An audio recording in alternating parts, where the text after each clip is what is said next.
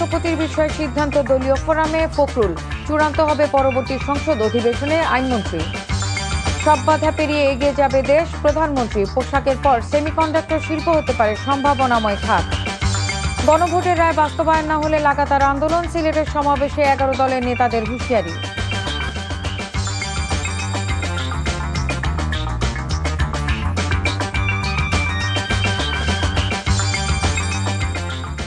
আসসালামু আলাইকুম, নার্গিস মজিদ লিমা স্বাগত জানাচ্ছি এনটিভির মধ্যরাতের খবরে। দেখছিলেন আই গ্যাস ইউনাইটেড শিরোনাম, এবার পুরো খবর। জাতীয় সংসদের স্পিকার হাফিজউদ্দিন আহমেদকে অস্থায়ী রাষ্ট্রপতি ঘোষণা করে আজ গ্যাজেট প্রকাশ করা হয়েছে। পরবর্তী রাষ্ট্রপতি নির্বাচিত না হওয়া পর্যন্ত দায়িত্বে থাকবেন তিনি। এদিকে স্থানীয় সরকার মন্ত্রী ও বিএনপির মহাসচিব মির্জা ফখরুল ইসলাম আলমগীর বলেছেন, দলীয় ফোরামে বৈঠকের পর রাষ্ট্রপতি পদে প্রার্থী চূড়ান্ত করা হবে। আর আইনমন্ত্রী মোহাম্মদ আসাদুজ্জামান জানিয়েছেন, বিশেষ অধিবেশন নয়, সংসদের পরবর্তী অধিবেশনেই রাষ্ট্রপতি নির্বাচন হবে। শনিবার বগুড়া ও ঢাকায় আলাদা অনুষ্ঠানে তারা এসব কথা বলেন। রিপোর্ট করছেন জাহিদ রহমান। শারীরিক অসুস্থতার কারণে শুক্রবার স্পিকারের কাছে পদত্যাগপত্র জমা দেন রাষ্ট্রপতি মোহাম্মদ শাহাবুদ্দিন। সংবিধানের 54 অনুচ্ছেদ অনুসারে স্পিকার হাফিজউদ্দিন আহমদ বীর বিক্রমকে অস্থায়ী রাষ্ট্রপতি ঘোষণা করে শনিবার প্রকাশ করা হয় গেজেট। বগুড়ায় পল্লী উন্নয়ন একাডেমি মিলনায়তনে 36তম বার্ষিক পরিকল্পনা সম্মেলনে অংশ নেন স্থানীয় সরকার মন্ত্রী ও বিএনপি মহাসচিব মির্জা ফখরুল ইসলাম আলমগীর। এ সময় তিনি জানান, দলীয় ফোরামে আলোচনার পর রাষ্ট্রপতি নির্বাচনের বিষয়ে সিদ্ধান্ত নেবে বিএনপি। সভা করবে, মিটিং করবে, স্ট্যান্ডিং কমিটি মিটিং হবে, বিএনপি ডিসিশন হবে, পরে জানতে হবে। দেশ দলের ভিতরে থেকে হবে না বাইরে থেকে হবে এটা আপনাকে বলতে পারবো না, কারণ আমাদের কোনো মিটিংই হয়নি। সংবিধান অনুযায়ী যে সমস্ত নিয়ম আছে সেগুলো মেনে দল যা সিদ্ধান্ত নেবে সেটাই হবে চূড়ান্ত। এদিকে রাজধানীর সিডাপ মিলনায়তনে মানবাধিকার সংগঠন অধিকার আয়োজিত আলোচনা সভায় আইনমন্ত্রী মোহাম্মদ আসাদুজ্জামান বলেন, সরকারের গত 5 মাসে বিচার বহির্ভূত হত্যা শূন্যের কোটায় নেমে এসেছে। কথা বলেন পরবর্তী রাষ্ট্রপতি নির্বাচন নিয়েও। 24 July, August, September, October, 24 October পর্যন্ত আমাদের হাতে সময় আছে। সুতরাং বিশেষ অধিবেশন ডাকার মতো কোনো পরিস্থিতি এখন তৈরি হয়নি।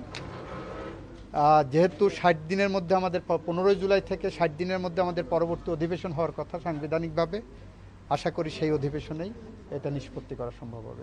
রাজধানীর শেরেবাংলা নগর জিয়া উদ্যানে রাষ্ট্রায়ত্ত 12 প্রতিষ্ঠানে নবনিযুক্ত চেয়ারম্যানদের নিয়ে শহীদ রাষ্ট্রপতি জিয়াউর রহমান ও সাবেক প্রধানমন্ত্রী মরহুমা বেগম খালেদা জিয়ার সমাধিতে শ্রদ্ধা জানান বিএনপির সিনিয়র যুগ্ম মহাসচিব রুহুল কবির রিজভী। সদ্য সাবেক রাষ্ট্রপতির বিচারে বিভিন্ন রাজনৈতিক দলের দাবির বিষয়ে বিএনপির অবস্থান দলীয় ফোরামের সিদ্ধান্তের উপর নির্ভর করে বলে জানান তিনি। নীতি নির্ধারণী ফোরাম আছে, নির্বাহী কমিটি আছে। Zahid Rahman, NTV news, Dhaka. প্রধানমন্ত্রী তারেক রহমান বলেছেন, সেমিকন্ডাক্টর শিল্পকে কাঙ্ক্ষিত লক্ষ্যে পৌঁছে দিতে সম্ভব সব ধরনের সহায়তা করবে সরকার। শনিবার সকালে রাজধানীর নভ থিয়েটারে ন্যাশনাল সেমিকন্ডাক্টর সিম্পোজিয়াম অ্যান্ড বিইএআর সামিটের উদ্বোধনী ভাষণে তিনি আশ্বাস দেন, সব বাধা পেরিয়ে দেশকে এগিয়ে নেওয়ার আশা জানিয়ে প্রধানমন্ত্রী বলেন, পোশাক শিল্পের পর সেমিকন্ডাক্টর শিল্পই হতে পারে বড় সম্ভাবনাময় খাত। ইফতেখার রেজা রিপোর্ট।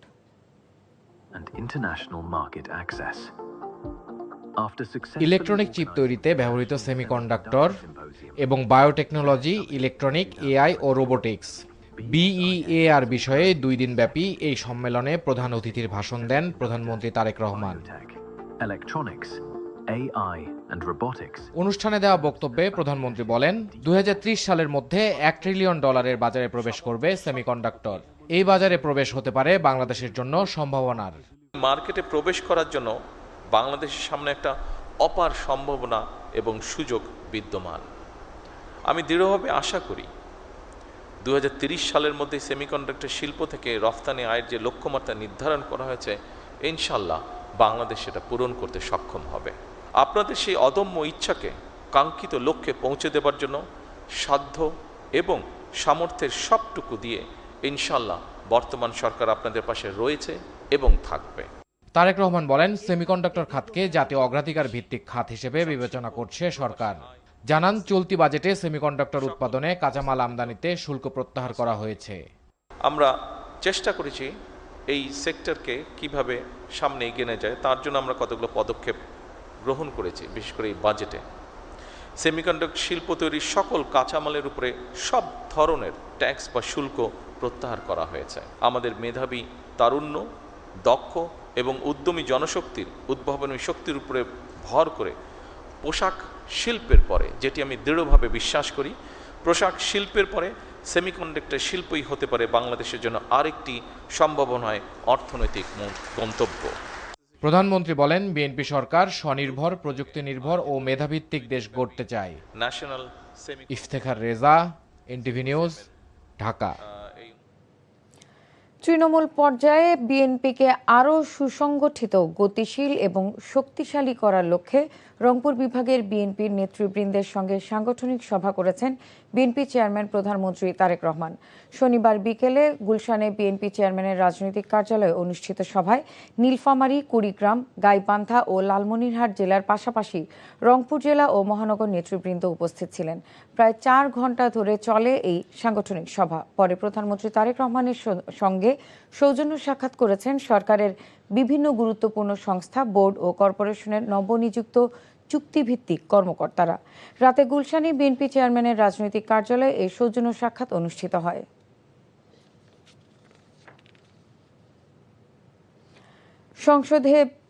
সংসদে বিরোধী দলীয় নেতা ও জামায়াতে ইসলামের আমির ডাক্তার শফিকুর রহমান অভিযোগ করেছেন, দলীয়করণ ও দুর্নীতি আবারও ছড়িয়ে পড়ছে।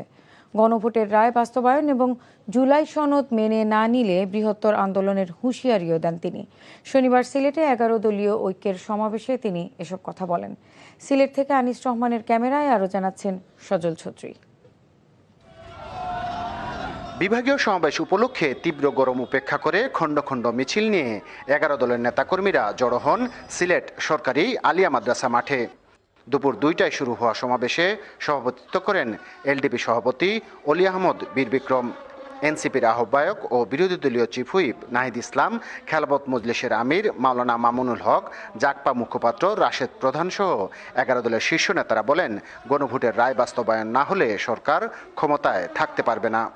বিএনপি গত 16 বছর ধরে সংস্কারের মূলা ঝুলিয়ে, 31 দফার মূলা ঝুলিয়ে জনগণের সাথে প্রতারণা করেছে। ফলে জনগণের মধ্যে যে নতুন আস্থা তৈরি হয়েছিল, সেই আস্থা তারেক রহমানের সরকার ধরে রাখতে পারবে না।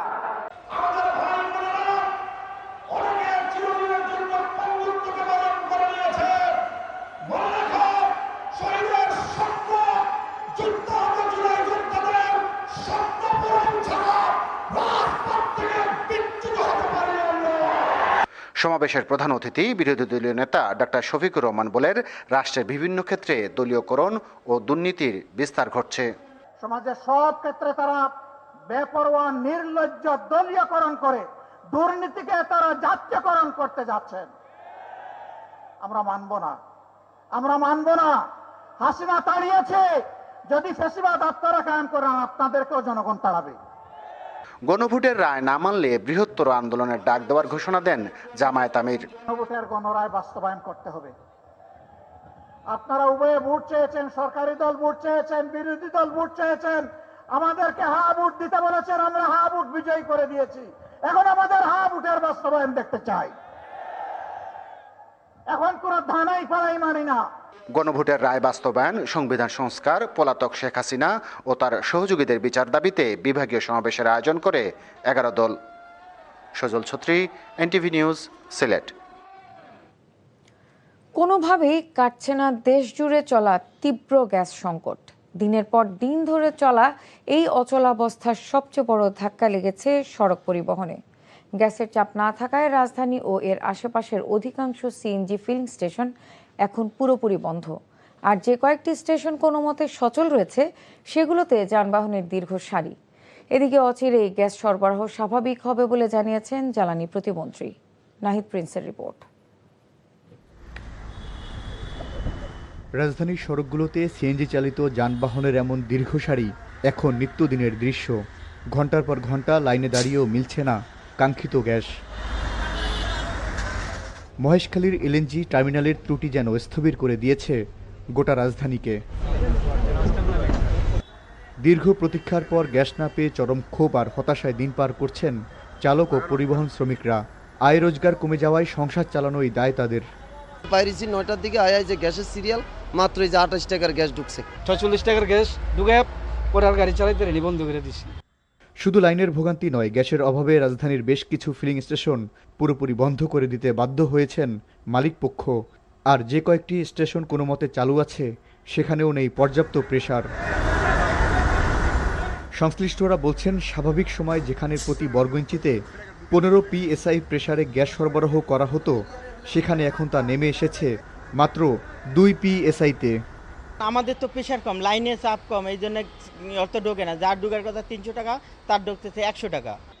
এছাড়াও নারায়ণগঞ্জ সহ দেশের বিভিন্ন এলাকায় এই গ্যাস সংকট তীব্র হচ্ছে। এদিকে কারিগরি ত্রুটির কারণে জাতীয় গ্যাস গ্রিডে যে সাময়িক সমস্যার সৃষ্টি হয়েছে তা দ্রুততম সময়ের মধ্যেই সমাধান করা হচ্ছে বলে জানিয়েছেন বিদ্যুৎ, জ্বালানি ও খনিজ সম্পদ প্রতিমন্ত্রী অনিন্দ্য ইসলাম অমিত। দেশি বিদেশি বিশেষজ্ঞরা এটাকে কাজ করছে। আমাদের ফিল্ড স্ট্যান্ড বাই জ্বালানি বিভাগ তারা ওখানে কাজ করছে। আমরা দ্রুততম সময়ের মধ্যে তার সমাধান করব। একদিকে বাসাবাড়ির হাঁসফাঁস, অন্যদিকে কলকারখানা আর পরিবহনের এই স্থবিরতা কবে কাটবে সেই উত্তর জানা নেই কারোরই। Nahid Prince, NTV news, Dhaka. প্রধানমন্ত্রী তারেক রহমানের সঙ্গে সৌজন্য সাক্ষাৎ করেছেন নবনিযুক্ত নৌবাহিনী প্রধান ভাইস অ্যাডমিরাল খন্দকার মিসবাউল আজিম। শনিবার প্রধানমন্ত্রীর কার্যালয়ে সাক্ষাৎকালে দেশের সামুদ্রিক নিরাপত্তা, নৌবাহিনীর পেশাগত সক্ষমতা বৃদ্ধি এবং আধুনিকায়ন বিষয়ে মতবিনিময় হয়। প্রধানমন্ত্রী নৌবাহিনীর পেশাদারিত্ব ও দেশের সার্বভৌমত্ব রক্ষায় বাহিনীর গুরুত্বপূর্ণ ভূমিকার প্রশংসা করেন। নবনিযুক্ত নৌবাহিনী প্রধানের সফলতা কামনা করেন সরকার প্রধান। নৌবাহিনী প্রধানও প্রধানমন্ত্রীর প্রতি কৃতজ্ঞতা প্রকাশ করেন। রাজধানীর মিরপুরে যুবদল কর্মী ইউসুফ আলী নিহতের ঘটনায় অস্ত্রসহ গ্রেফতার চঞ্চল মোল্লার 3 দিনের রিমান্ড মঞ্জুর করেছে আদালত। শনিবার ঢাকার মেট্রোপলিটন ম্যাজিস্ট্রেট আমিনুল ইসলাম জুনায়েদ শুনানি শেষে এ আদেশ দেন। শুক্রবার মিরপুর 13 এলাকায় সন্ত্রাসীদের গুলিতে ইউসুফ আলী নিহত হন। ঘটনার সময় বিদেশি পিস্তল, গুলি সহ স্থানীয় লোকজনের সহায়তায় চঞ্চল মোল্লাকে আটক করে পুলিশ। পরে এ ঘটনায় কাফরুল থানার উপপরিদর্শক শ্যামল কুমার হালদার বাদী হয়ে অস্ত্র আইনে মামলা করেন। অন্যদিকে নিহত ইউসুফের বড় ভাই মাসুদ রানা বাদী হয়ে হত্যা মামলা করেন। এই 2 মামলায় চঞ্চল সহ 4 জনকে আসামি করা হয়। বর্তমানে চঞ্চল ছাড়া বাকি 3 জন পলাতক। কুষ্টিয়া খুলনাগামী সুন্দরবন এক্সপ্রেস ট্রেনের 2 যাত্রীকে ছুরিকাঘাত করে জখমের অভিযোগ উঠেছে দায়িত্ব পালনকারী টিটির বিরুদ্ধে। এ ঘটনার জেরে 2 ঘন্টা ঢাকা কুষ্টিয়া রুটে ট্রেন চলাচল বন্ধ ছিল। প্রত্যক্ষদর্শীরা জানায়, ঢাকা থেকে ছেড়ে আসা সুন্দরবন এক্সপ্রেস ট্রেনটি শনিবার দুপুর 12টায় কুষ্টিয়া কোর্ট স্টেশনে এসে পৌঁছায়। এ সময় স্ত্রীর চিকিৎসা শেষে গ্রামের বাড়ি চুয়াডাঙ্গা যেতে পরিবারসহ ভুল করে ট্রেনের এসি বগিতে ওঠেন আব্দুর রহিম। এ নিয়ে কথা কাটাকাটির এক পর্যায়ে ট্রেনের টিটি মামুন ধারালো ছুরি দিয়ে আব্দুর রহিম ও তার ছেলে সুমনকে ছুরিকাঘাত করে। এ খবর ছড়িয়ে পড়লে আশেপাশের বগি থেকে যাত্রীরা এসে জড়ো হয়। এতে ট্রেনের টিটি সহ সকল কর্মচারী পালিয়ে যায়। বন্ধ হয়ে যায় কুষ্টিয়া রুটের সকল ট্রেন চলাচল। ঘটনাস্থলে ছুটে যান কুষ্টিয়া সদর উপজেলা নির্বাহী কর্মকর্তা হারুনুর রশিদ। তিনি বিষয়ে আইনগত ব্যবস্থা নেয়ার আশ্বাস দিলে 2 ঘন্টা পর শনিবার বেলা 2টার দিকে সুন্দরবন এক্সপ্রেস ট্রেনটি কুষ্টিয়া কোর্ট স্টেশন ছেড়ে যায়। আহত 2 জনকে কুষ্টিয়া জেনারেল হাসপাতালে ভর্তি করা হয়েছে। এনসিপির মুখ্য সমন্বয়ক নাসির উদ্দিন পাটোয়ারি বলেছেন, সদ্য বিদায়ী প্রেসিডেন্ট মোহাম্মদ শাহাবুদ্দিনকে গ্রেফতার করতে হবে, না করলে বুঝতে হবে সরকার আওয়ামী লীগের লাইনে চলা শুরু করেছে। শনিবার ময়মনসিংহের হালুয়াঘাট উপজেলায় এনসিপির জুলাই পদযাত্রা অনুষ্ঠানে তিনি একথা বলেন। আমাদের চুপ্পু যে আছে, তারেক রহমান তাকে বগল দাদা করে রাইখা দিছিল। এখন দেখছে যে বগলের নিচে একটা হলো গোখরা সাপ নিয়েছে, এই জন্য হলো গোখরা সাপকে ফালাইয়া দিছে। তবে এই গোখরা সাপের 20 দাঁত ভেঙে দিতে হবে, যাতে ভবিষ্যতে আমাদেরকে আর কামড় না দিতে হবে। এই জন্য অবিলম্ব হলে চুপ্পুকে গ্রেপ্তার করতে হবে। যদি সরকার গ্রেপ্তার করে না করে, তাহলে বুঝে নিব সরকার আর আওয়ামী লীগ এক লাইনে চলা শুরু করছে। বাণিজ্যিক প্যাকেজিং খাতের অন্যতম সংগঠন বিপিএমই এর 2026-2028 মেয়াদের নির্বাচনকে সামনে রেখে অনুষ্ঠিত হলো ঐক্য পরিষদের প্রার্থী পরিচিতি ও মতবিনিময় সভা। শনিবার সন্ধ্যায় রাজধানীর একটি হোটেলে অনুষ্ঠানে ঐক্য পরিষদের প্রার্থীরা সদস্যদের সামনে আগামী দিনের নেতৃত্ব, উন্নয়ন পরিকল্পনা ও নির্বাচনী অঙ্গীকার তুলে ধরেন। পাশাপাশি সদস্যদের বিভিন্ন প্রশ্নের উত্তর দেন এবং প্যাকেজিং শিল্পের বিদ্যমান চ্যালেঞ্জ মোকাবেলা ও রপ্তানি সক্ষমতা বাড়াতে নিজেদের পরিকল্পনার কথা জানান। নির্বাচনের আগে সদস্যদের সঙ্গে সরাসরি মতবিনিময়ের মাধ্যমে আস্থা ও সমর্থন অর্জনই ছিল এই আয়োজনের মূল লক্ষ্য। বিপিএমই নির্বাচনের তফসিল অনুযায়ী ইতোমধ্যে চূড়ান্ত প্রার্থী তালিকা প্রকাশ সহ ভোটের প্রস্তুতি শেষ পর্যায়ে রয়েছে।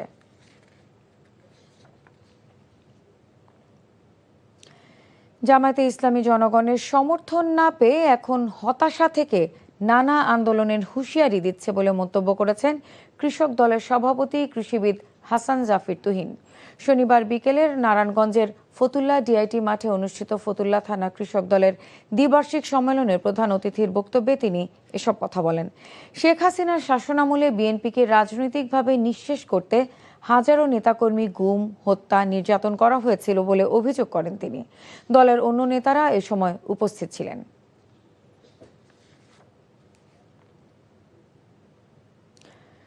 প্রযুক্তি নির্ভর স্মার্ট বাংলাদেশ বিনির্মাণে নতুন প্রজন্মকে এখন থেকেই প্রস্তুতি নেওয়ার আহ্বান জানিয়েছেন তথ্য ও যোগাযোগ প্রযুক্তি বিভাগের সচিব মামুনুর রশিদ ভূঁইয়া।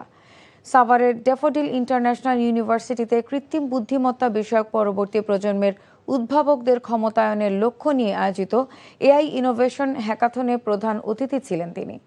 বিশ্ববিদ্যালয়ের ভারপ্রাপ্ত উপাচার্য প্রফেসর ডক্টর মাসুম ইকবালের সভাপতিত্বে অনুষ্ঠানে অন্যান্যের মধ্যে উপস্থিত ছিলেন ওয়ার্ল্ড এআই অ্যালায়েন্সের প্রেসিডেন্ট ও স্কেল বিল্ড এআই এর সিইও মিস্টার উজ্জ্বল রায়। প্রতিযোগিতায় চ্যাম্পিয়ন হয়েছে শ্যাডো ফোর্স, প্রথম ও দ্বিতীয় রানার্স আপ হয়েছে যথাক্রমে হ্যালো পার্পেল ও এক্সটোকেন্ড।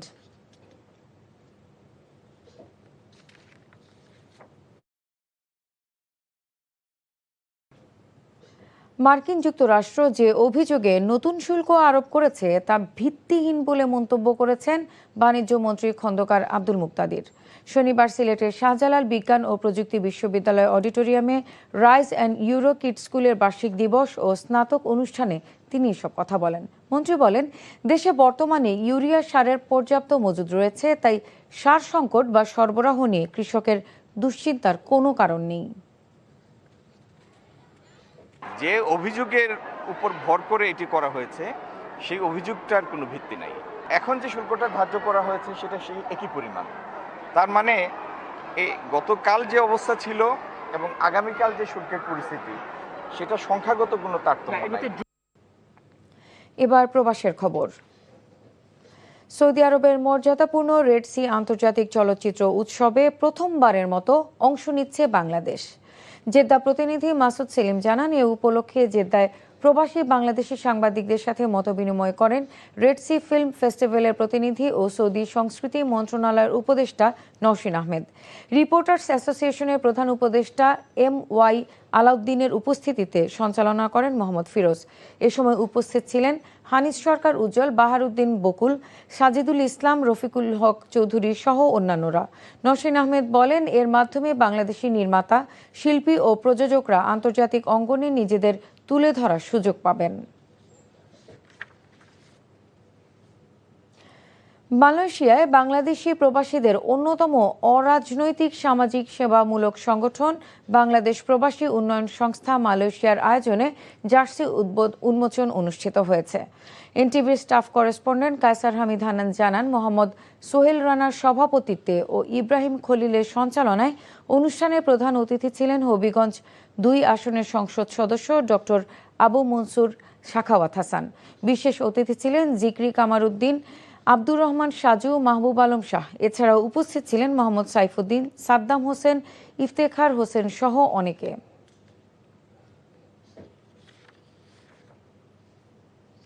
খবর শেষ করছি, যাবার আগে আইগ্যাস ইউনাইটেড শিরোনামগুলো জানিয়ে দেব আরো একবার। নতুন রাষ্ট্রপতির বিষয়ে সিদ্ধান্ত দলীয় ফোরামে ফখরুল, চূড়ান্ত হবে পরবর্তী সংসদ অধিবেশনে আইনমন্ত্রী। সব বাধা পেরিয়ে এগিয়ে যাবে দেশ, প্রধানমন্ত্রী। পোশাকের পর সেমিকন্ডাক্টর শিল্প হতে পারে সম্ভাবনাময় খাত। গণভোটের রায় বাস্তবায়ন না হলে লাগাতার আন্দোলন, সিলেটের সমাবেশে 11 দলের নেতাদের হুঁশিয়ারি। এই ছিল মধ্যরাতের খবরে। এই খবরের ভিডিও সহ আপডেট জানতে ভিজিট করুন এনটিভি অনলাইন www.ntvbd.com। এছাড়াও এনটিভির জনপ্রিয় সব অনুষ্ঠান ও খবরের আপডেট জানতে ভিজিট করুন আমাদের ইউটিউব ও ভেরিফাইড ফেসবুক পেজে। ধন্যবাদ সবাইকে।